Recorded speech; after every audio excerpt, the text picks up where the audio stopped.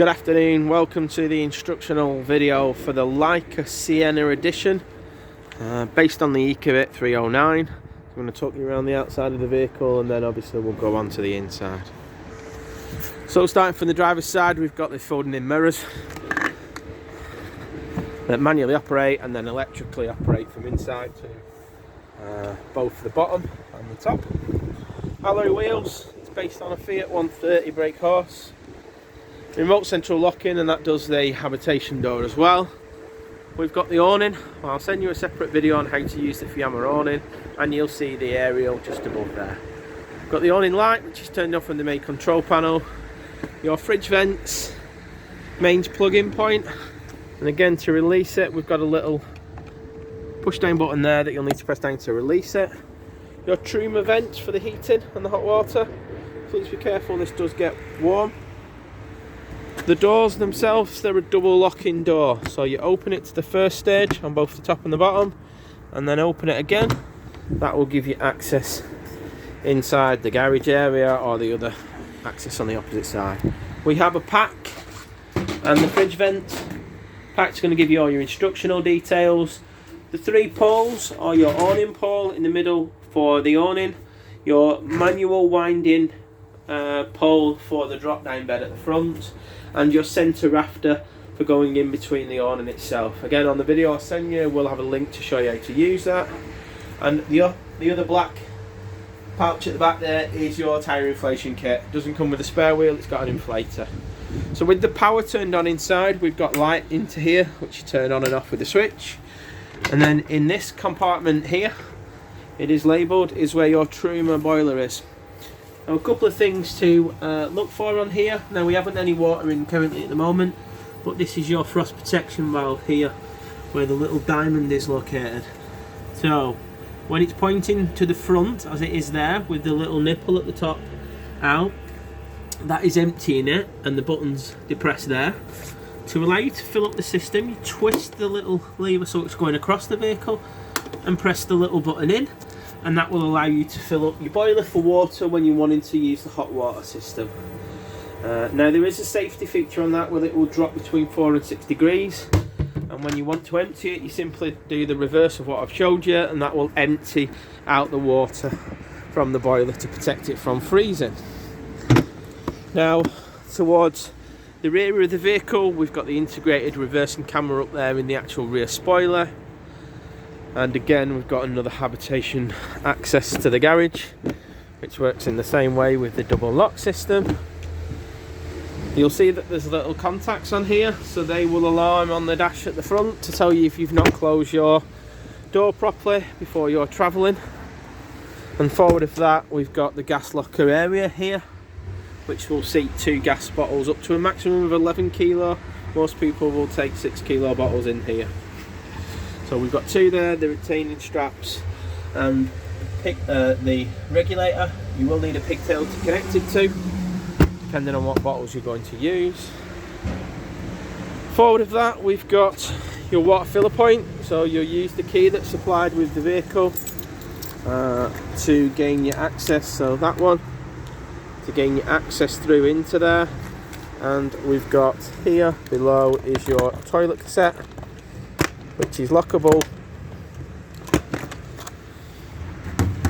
and then your toilet cassette there. So this will only pull out when the blade is closed, but should slide out really easily and then lock in place just like that there. Now, your fill for your fresh water, or your drain, sorry, is just located underneath the vehicle, just on that little downward spout there, and you'll see that there is a little turnbuckle at the side of it to empty the fresh water. So that is your drain for your fresh water and your filler, and that is just located just here underneath the vehicle. So that's your fresh water. Forward of that is the diesel point, so no AdBlue on this particular year. And then again, going on to the inside, we have your window controls for the electric window. Comes with the Remis cab blinds, both on the sides and on the front windows. Bonnet release catch, Your engine battery is located underneath here, and we have the push down button to allow you to swivel your seats, so that's the same on both the driver and the passenger.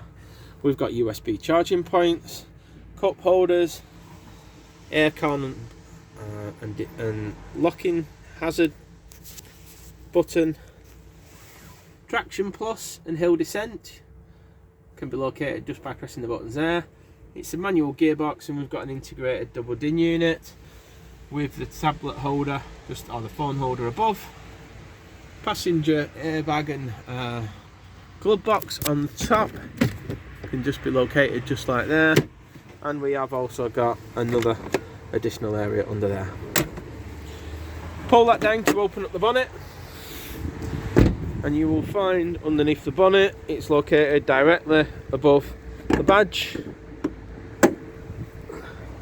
You'll see the little release button just there, and on that side we've got your stay for it to stay up to. So main things in here: screen wash, oil, negative point if you were to jump start it, and your positive point can be found underneath this little cover here, which you'll gain access with your key. So that's that. Like I say, just lift that up, that releases the mechanism to open up the bonnet. So carrying on, we now move to the inside of the vehicle, and again on the keys you will have an unlock button that unlocks just the cab, or the bottom button unlocks just the habitation door. On the door itself we have got an integrated bin, so with the separate compartments just there. We've got a locking point to manually lock it, and we've got your blind, and on here, unclipping the buckle, we've got your fly screen. So that just slides back around and then clips just in place there. On the right hand side of the door we have a little handle that's located here, and that is for dropping the wastewater. Now the wastewater comes out underneath the vehicle, just out of that little grey tube there, and it's opened and closed using the little black handle. So just remember, when you're stopping, you want to make sure that you stop just behind the habitation door when you're trying to line it up with any grids at the waste disposal points on sites. So moving to the main control panel, it's located above the door. We have a main on-off switch, so it's all touchscreen and it's easy to operate. So when you want to put the power on, you press the power button. You then want to go to your 12 volt, and then you want to go to your lights, both inside and outside. Now so this is your 12 volt button, this is your power button. You have a little button there to tell you if there is any water in the fresh water. Next one is a temperature gauge for the vehicle, main lights, external awning light, your water pump, so that will kick in your water as and when you want to use it. And the last option on the main control panel is your auxiliary, which will allow you to use your 12 volt USB charging points, which are located just above there. If you don't touch that auxiliary switch, then it won't allow you to use it in the vehicle. To the side of that we have your heater controls. Now it utilises the Truma heating control, and what I always tell customers on this heater is to make sure that when we're operating it, that we're making sure the vehicle is plugged into mains or the gas is on before we operate it. So we touch the screen and it simply works by turning the dial. So the first option being the temperature inside the vehicle. The next one along, which your flashes, is the temperature that you want the water to be. So either low, high or boost. Now boost takes all the power away from the heating to get the hot water up to temperature as quick as possible. And currently we haven't got any water in the vehicle, so we wouldn't want to turn that on. And you can run your heating system without having water in the vehicle. The fuel source, so again we're plugged into mains, and we can see that because we've got a little indicator here. 2 kilowatt, 1 kilowatt, mixture of gas and 2 kilowatt electric, mixture of gas and 1 kilowatt electric, or gas only. So obviously select the correct source for what you're using. and then the last option being the heating. So I've got this on boost at the minute because I'm not trying to heat the hot water, but I'm trying to keep the vehicle as hot as possible. So we can also go to high, which turns it down, and you'll see above the line that the dots will go out the lower I turn the fan, and go up the higher I turn it. Don't be frightened of this. It's easy to get your head around it. There are more options in relation to programming and timer settings, but get the fundamental basics working first. Like I say, one thing I would tell you is to plug in your mains electric and your gas before you're operating this, and turn the unit off before you unplug or turn off your gas. Quick little tip. So once we've got our 12 volt on, that will allow us to turn the light switches on. So on the Laika, there's varying light switches around the vehicle, underneath the cupboards, around the back areas, that will turn off the various ambient lighting systems and the underlights. So have a play around, find the different switches. You'll see that there's some above that turn on and off. So, and some of these again, which just turn off just on the actual rocker there. So there's plenty of lighting in the vehicle. Throughout here into the bathroom area as well, you'll find that there's light switches there. And again, moving into the bed area and above, you'll find that there's light switches that just go two different ways and two different colours. Now the drop down bed operates quite simply by pressing the button, and when you release your finger, the bed will stop. Press it again, it will come down. The only thing that you do need to remember is to move the side cushions down to get the bed to the lowest position. I'll drop it just above it at the moment, but once it's down, you'll see that you've got your own lights that are just pushed on here and here. Safety net points, which will clip into the little fittings at the front here. Yeah, you've got your own roof ventilation. You can even see the telly from the bed, and you've got your own curtain that screens off the drop down bed from the main rear of the bed area when you're not using it. So just tuck it away. Be sensible in what you put on top of the bed, guys. Don't put any of the fabric cushions up there, but duvets and normal pillows will be fine. Allow you to move under the vehicle and around the vehicle quite comfortably. The kitchen area, we've got a 3-burner hob which operates off gas, and you have an igniter. Straightforward, one to there, one to there, one to there. Please make sure again you let this cool down before you close the lid. And above it you've got an extractor fan to extract that heat away. The windows have little push buttons, so twist them before opening, and then they'll simply just push up, and then when you want to close, they'll just pull. Make sure that they're locked in place, quite simply. And then blinds have both a blind and a fly screen. To release it, just pinch it, and the same with the bottom there. The taps are indicated underneath with their hot and cold elements just underneath here. So the first thing you want to do is, once you've filled up the fresh water, you want to then turn the tap, if you're trying to do hot water, through to the hot side of it, and with that valve closed in the boiler which I showed you before, pull it through the water system to allow the boiler to fill up. Then you can select whether you want to heat the hot water in whichever option I've just shown you on the control panel. Underneath the kitchen area here, we've got a split drawer area, so just there with the cupboard, and then more underneath for your utensils. Underneath that we've got the oven option, so a nice oven there. We've got a little light that comes on, and then to gain access to it, you lift up that handle, pull it down. This operates off gas, and underneath that you've got your isolation valves. So looking from the left to the right, we've got your fridge, we've got your hob, we've got your cooker, and we've got your hot water. They're all in a workable position at the moment, so you don't need to touch them.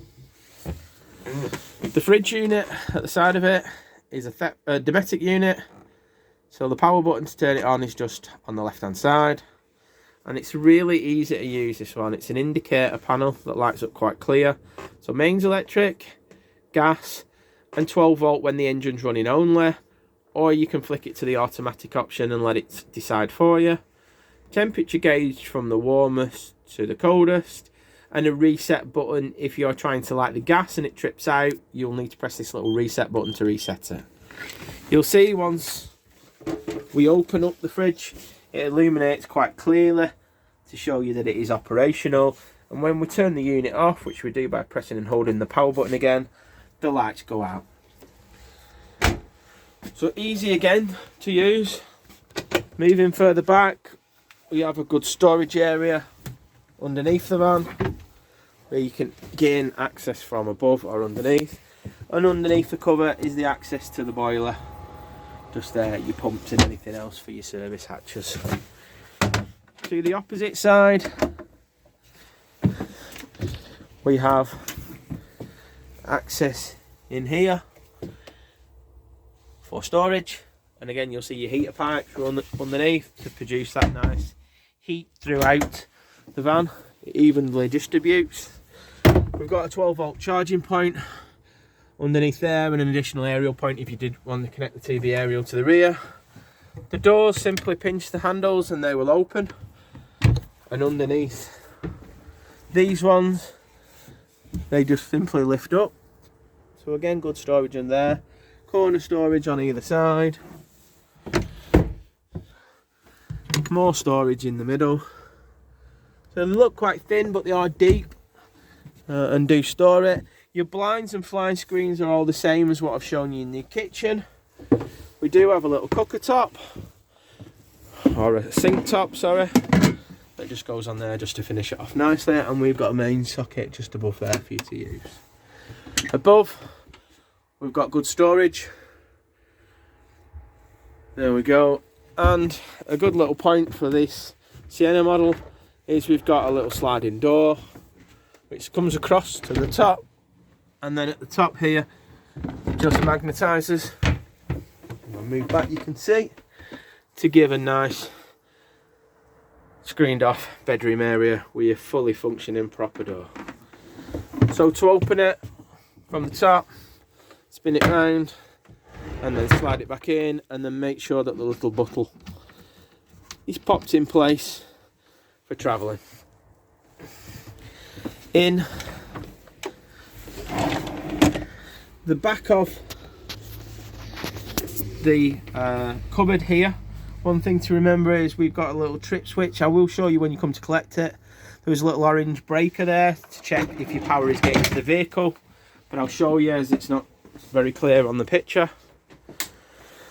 Bathroom area, remember to put the little buckle in place for the screen and the little turnbuckle here when you're travelling, so you should travel with it like that.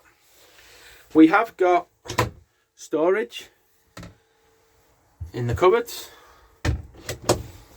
and the same in here with a couple of 12-volt and mains charging points just either side, just up there.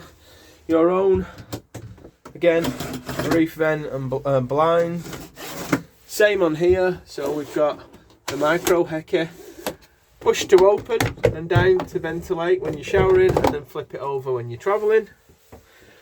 The toilet itself has a little blade valve underneath that slides to the right to open and to the back of the vehicle to close, and that will operate the blade valve in the toilet. Closed, it must be closed when you're trying to pull the toilet cassette out of there. We have a rinse button for flushing the toilet, and then an indicator to tell you when you're full. We also have a toilet roll holder just underneath there, and we have the facility behind this panel that twists to lower the freshwater tank to 20 litres or to increase it to its full capacity of 100%.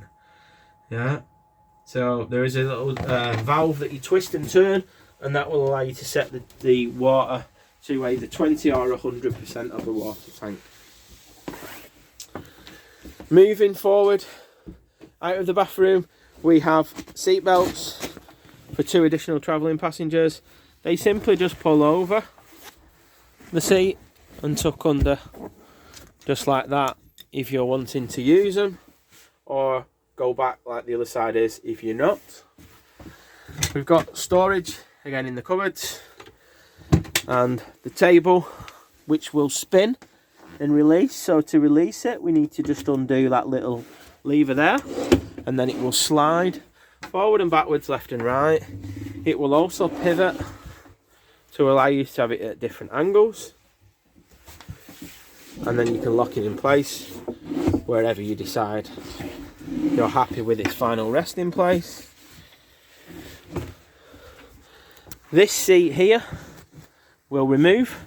I'll just pause it and then remove it and then show you, to allow the person sitting nearest to the window footroom. To put it back in place, you simply lift it up by pulling up handle. It then locks in place, and you can put your seat base back in place, so you've got that nice L-shaped seating area. Under the drop down bed in this push cupboard here, we have the bed motor. So that's where it's located, and that's where the winding key that I showed you in the garage will go into. It goes in along the side down here. There's a hole in the actual wood, which allows you to put the little locking pin into a little hole here, the end of where my finger is, and that allows you to operate the bed should the power go in the vehicle. Forward of that, we've got storage unit in the front, and again you can see the heat runs up into there, so it stops any dead spots. Storage in the little lips here, opening cupboard at the front, and then storage just in here. You'll see the little lights that are flickering in the corner there. That is the iNet system for the Truma, so it allows you to operate the heating system once you connect either through your Bluetooth, or you can add a SIM card to it to allow you to then activate it from further away. It allows you to operate the temperature of the vehicle and the heat and the hot water from your mobile phone.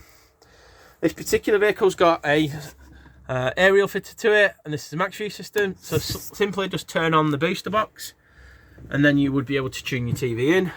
Your TV will slide down, so this little mechanism here will allow TV to slide all the way down and then all the way up, and then it will come out and operate and swivel depending on where you're wanting to watch the vehicle from. 12 volt power and aerial power located just up there. The rest of the cab, on the driver's side, we have leather steering wheel, leather gear knob. This particular model has got the Xenic double DIN unit fitted to it, which has got the sat nav option, Bluetooth, tuner, and you can connect through obviously your Bluetooth on your phone, your Spotify and things like that. It's quite a good system, the Xenic, and easy to use. It also has the camera built into it as well. It gives you your rear view option. You can see just there, and you press the cam option to get that on or get that off. The home button will take you to the main home panel, and again you literally just touch it to work out your nav, your tuner, or your CD option. Yeah. We've got to the right hand side of it are your mode settings, change your time and your options through the main Fiat cab side of it. And we have your light function just there. I mentioned before, if you pull that towards you and pull the little handle down, then you can put your phone or your tablet just in that little holder as you're travelling. And we've got the cab lines that meet in the middle on both sides and magnetised to keep out the night light or the light in an evening. You also have curtains which can be drawn around.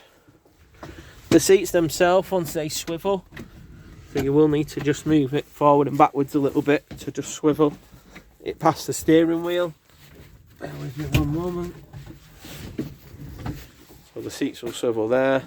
On the outside of it we have adjusters for the height of the seat, both at the back and the front, and the actual seat recliner.